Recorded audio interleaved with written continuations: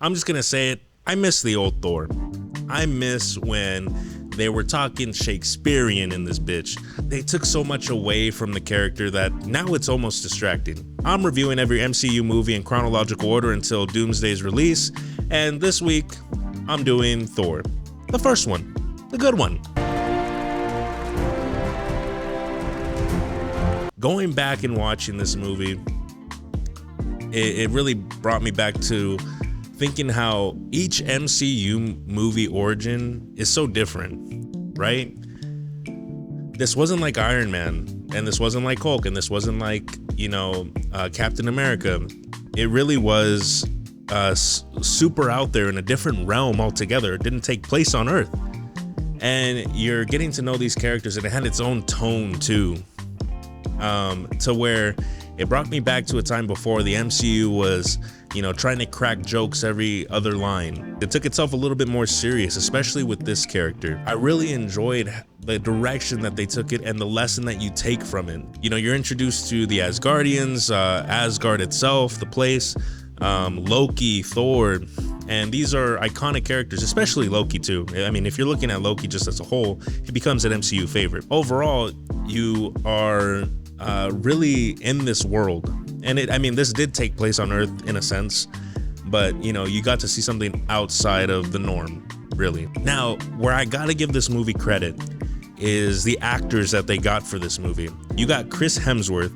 He looks the part of Thor. He's ripped, pause, but he looks like Thor. You got Tom Hiddleston that plays Loki, iconic now. Everybody that looks at him says that's Loki. I see him on the street, that's Loki. Anthony Hopkins, got fucking Anthony Hopkins playing Odin. That's nuts, and he did a crazy job on that. He's my favorite part of the movie, to be honest with you. And half the fucking movie, he's sleeping. You know what? That doesn't sound good for this review, but trust me, I like the movie. You got Idris Elba as Heimdall. I might have pronounced that wrong. Sorry if I did. You got a stacked cast. You got a stacked cast. And the story of, Thor being banished, to learn humility, to learn how to really be a hero.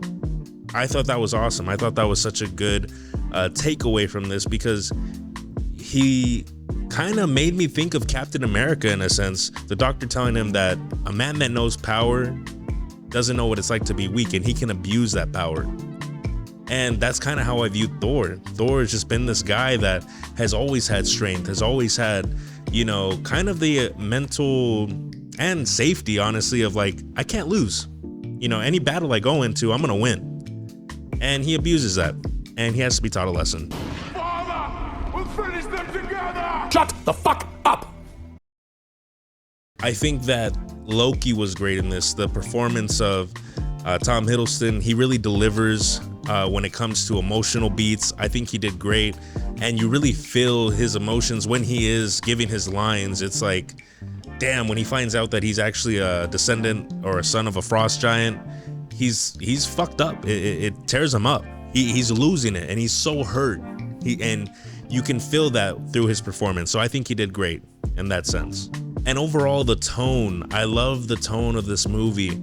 It takes itself a little serious at times, and it does have some jokes that, I think are a little hit or miss, but not over the top.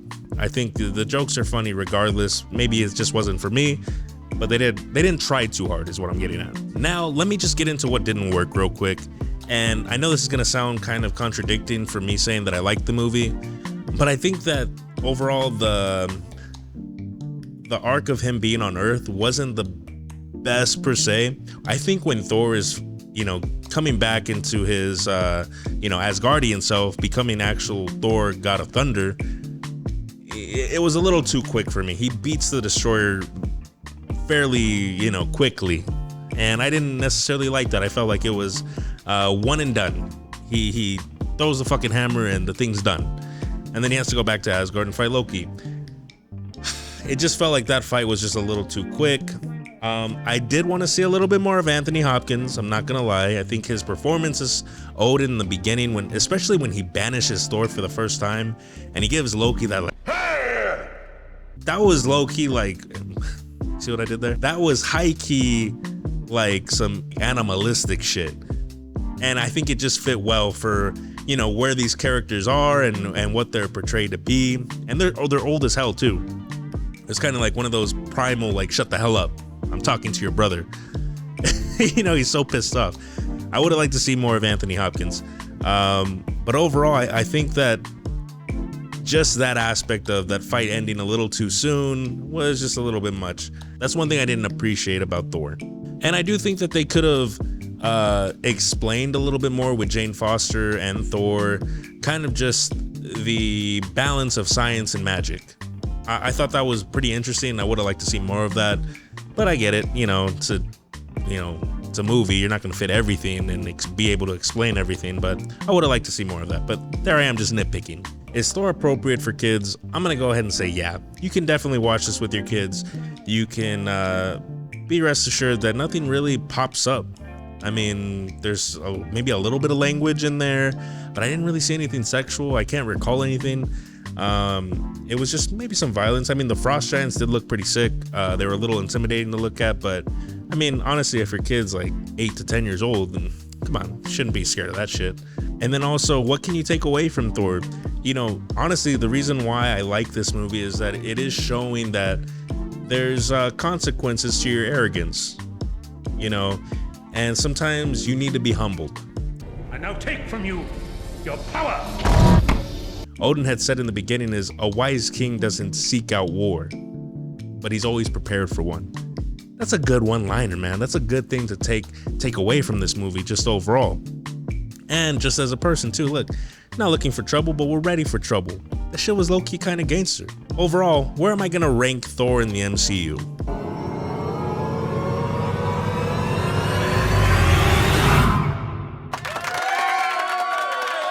Now, I said that I like the movie, all right? I know I said I liked it, but at times it could get a little boring, and so that's why I'm putting it at C tier. Now, this is the lowest origin movie, you know, that I'm ranking it. I'm ranking it as a C. I don't think it was B, wasn't A, and definitely wasn't S tier. So, you know, maybe I'm gonna get some hate for that, but I do miss this Thor. I think that they could have built this up.